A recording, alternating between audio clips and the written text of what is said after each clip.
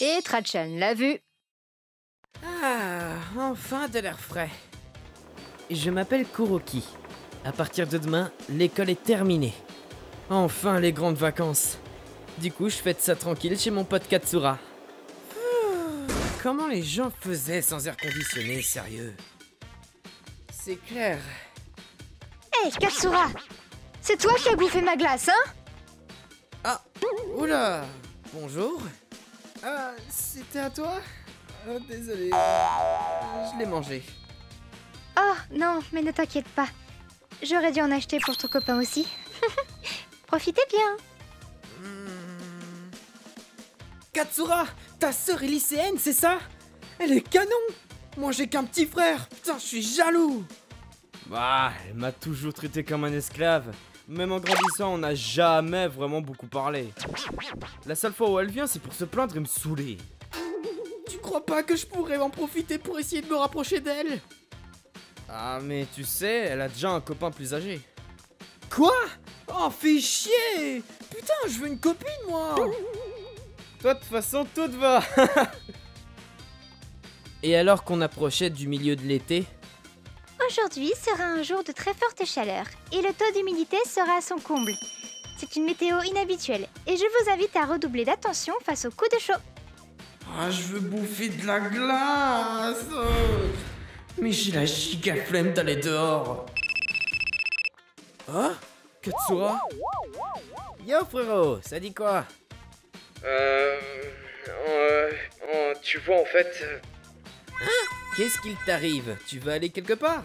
Tu veux qu'on sorte? Il y a intérêt à ce qu'il y ait la clim par contre. Non, en fait, dans ma chambre là, il y a ma sœur. Ah, je vois. Ouh, sa sœur est en train de se mettre au pieu avec son copain. Il est tellement gêné qu'il m'appelle.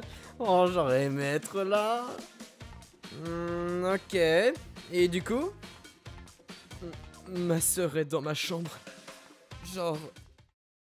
morte. Hein? Tu te fous de moi? Arrête avec tes conneries là. Non. Je crois bien qu'elle soit morte. Face en bas.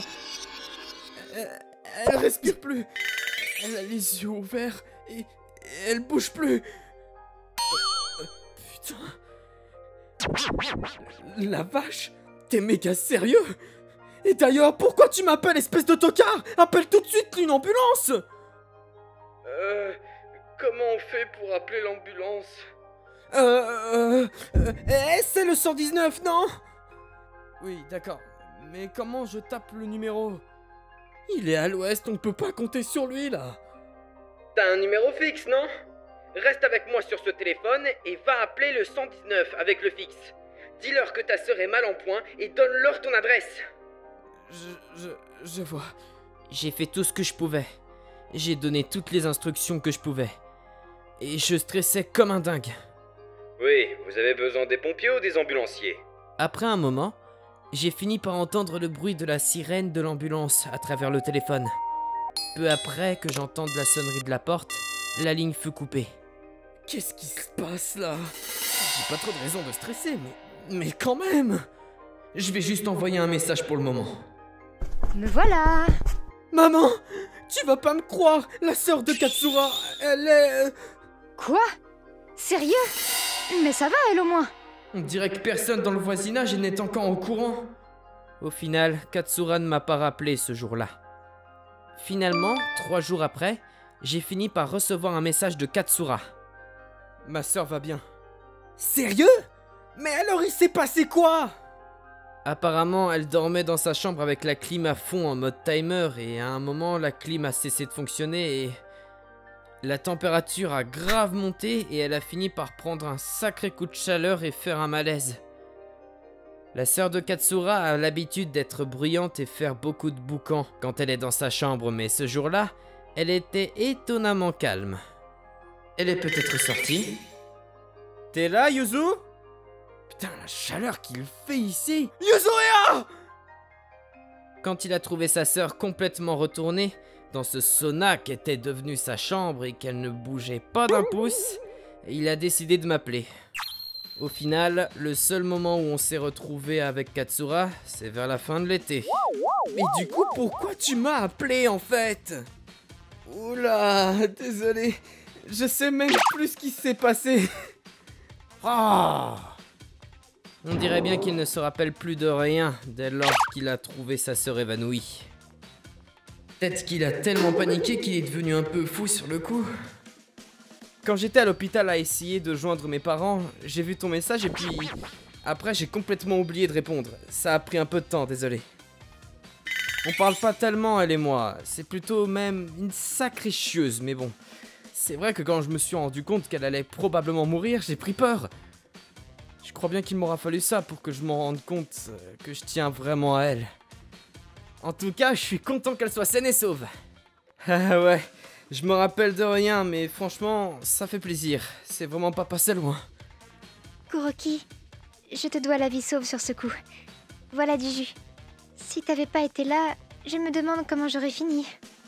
Ah, au fait, tu taffes toi aujourd'hui, non? Je viendrai te chercher ce soir si tu veux. Hein? Non, t'inquiète pas. Si mes collègues crament ça, ça la fout mal. Mon petit frère qui vient me chercher en voiture.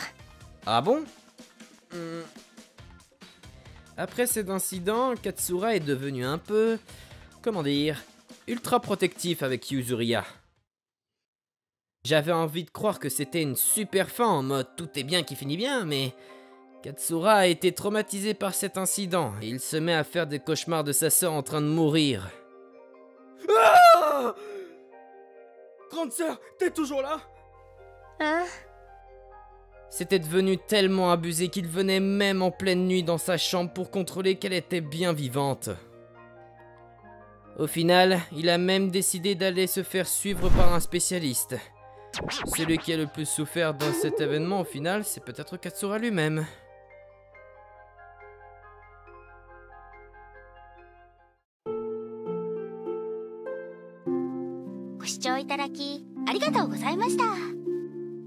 この頃暑くなってきましたし、実際に起こりうる出来事ですね。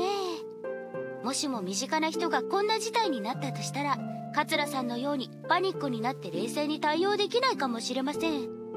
そう考えると、友達に連絡したのは良かったかもしれませんね。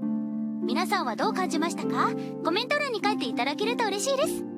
また、熱中症には気をつけようと思った方、チャンネル登録と高評価をお願いいたします。